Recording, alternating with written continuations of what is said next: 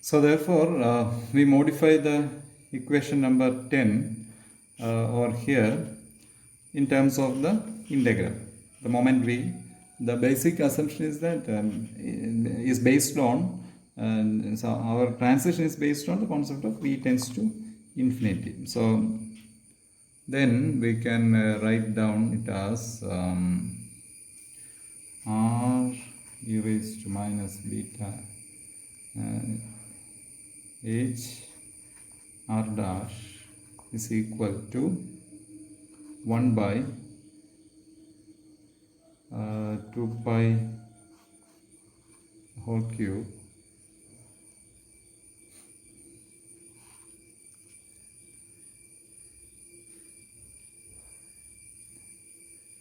and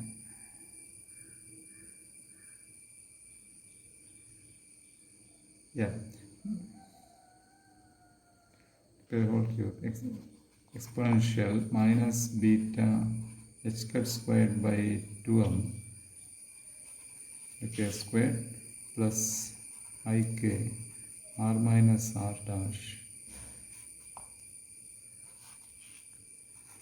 into d cube k. Here we are not considering the L cube here because we had one L cube over here. This L cube. So this L cube and this L cube got cancelled in the moment we substitute that over there, right? Okay, so that is why we have cancelled the L cube over there.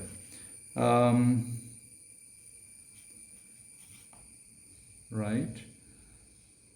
So now we have to carry out this integration, and also we will substitute for k is equal to 2 pi by L, right?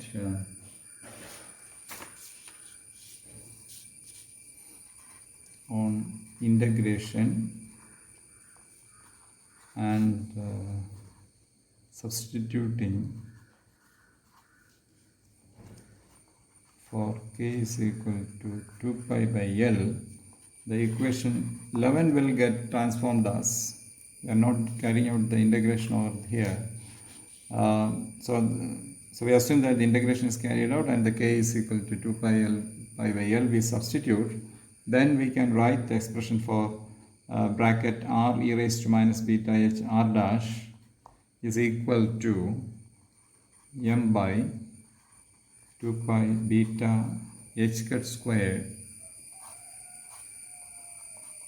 raised to 3 by 2 exponential minus m by 2 beta h cut squared r minus r dash the whole square. Okay, so that is how we can carry it out. So that is it. So this is the numerator for our equation 8. Now we will consider the denominator.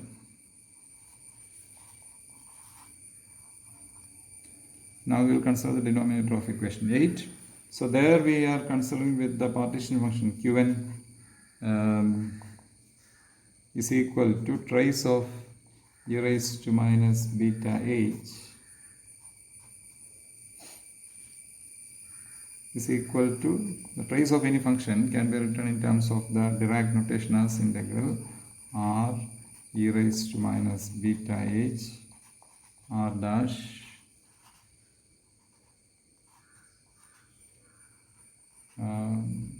d cube r. Right.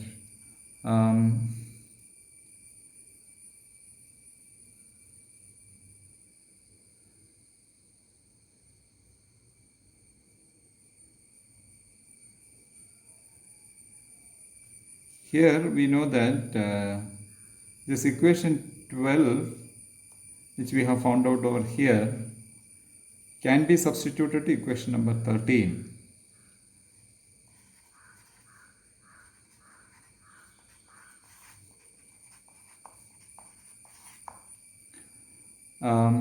So that is one thing, and then you carry out the integration, right?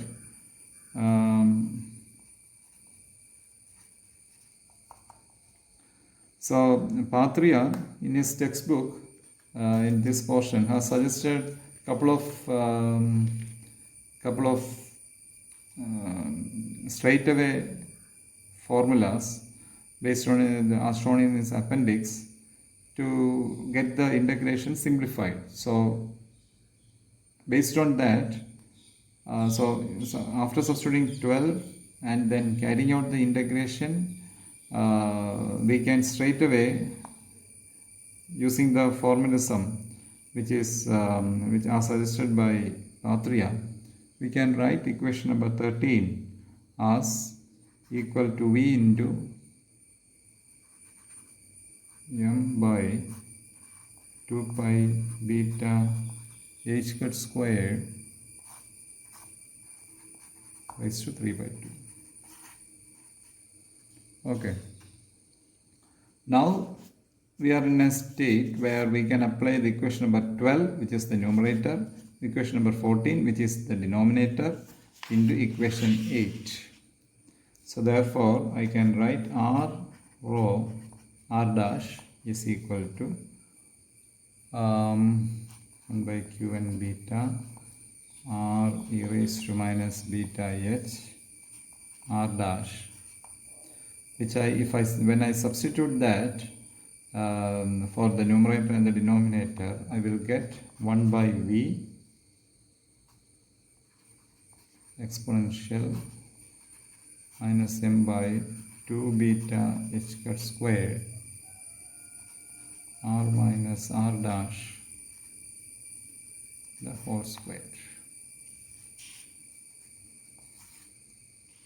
Okay.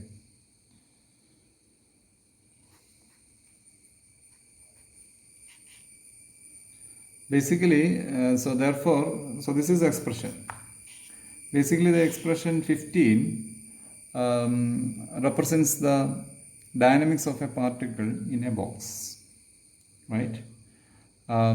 Moving between two position vectors within the box r and r dash. So, or otherwise, or in other words, as I told earlier, it gives the probability density for the spontaneous transition between the position vectors r and r dash within the box.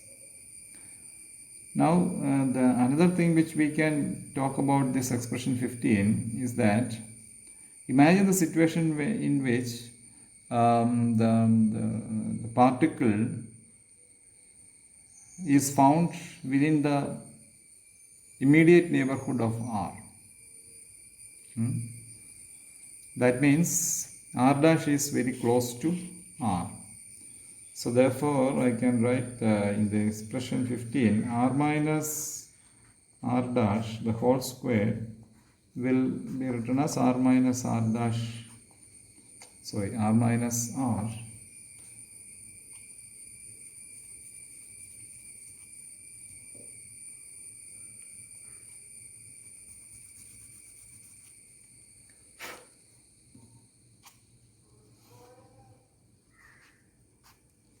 r minus r the whole square, which is equal to 0. Therefore my r rho r dash bracket will be r rho r, and if I do it over here, then this expression will get 0, exponential 0 is 1, so therefore I will get the expression as 1 by v. So therefore this parameter, it is suggesting something which is that this whole movement is independent of the r dash. So therefore in the case of a single free particle, all positions within the box are equally probable to happen. So this is another situation in which we can analyze this equation number 15. So that is it. So as I told you,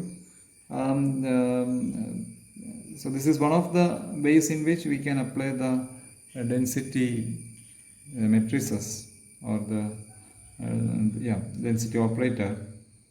And in another context, this gets more relevance when we are playing for a group of free particles in the box, and then how do they interact with each other. And based on on those interactions, we have to deal with more real situations like the quantum particles, like the free and the fermions and the bosons. So that is it. Thank you.